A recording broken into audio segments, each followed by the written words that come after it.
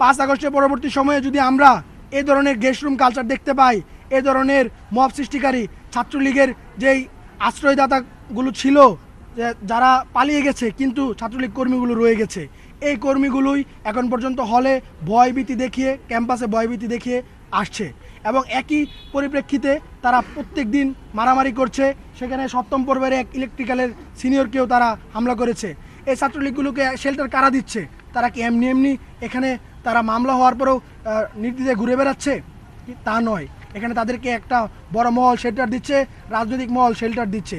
এই শেল্টারের কারণেই তারা এখন পর্যন্ত মামলা হওয়ার পরে, হত্যা চেষ্টা মামলা হওয়ার পরেও ধরাছোঁয়ার বাইরে, এখন পর্যন্ত বুক ফুলিয়ে সানগ্লাস তাকে ক্যাম্পাসে প্রবেশ করে শিক্ষার্থীদেরকে হামলা করার ভয়ভীতি দেখায়। যারা ফেসবুকে পোস্ট করার পরে এর বিরুদ্ধে যারা পোস্ট করে তাদেরকেও একই ধরনের মব সৃষ্টি করার ভয় দেখানো হচ্ছে। আমরা এখান থেকে দাঁড়িয়ে দীপ্তকণ্ঠে বলতে চাই, ঢাকা পলিটেকনিকে এই ধরনের ঘটনা পুনরাবৃত্তি আমরা চাই না।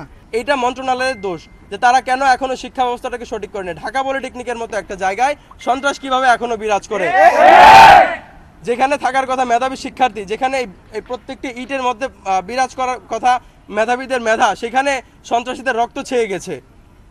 এই রক্ত কবে বন্ধ হবে? আমরা চাই অতি দ্রুত এদেরকে ছাত্রত্ব বাতিল করা হোক।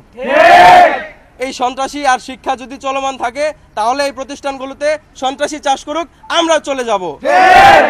যদি আগামী 24 ঘন্টার মধ্যে তাদের ব্যবস্থা না নেওয়া হয় তাহলে আমি আবারও প্রশাসনকে জানিয়ে দিতে চাই, এর বিরুদ্ধে আমরা আবারও এই পুরো ক্যাম্পাস ঢাকা পলিটেকনিক আমরা শাটডাউন করে দিব।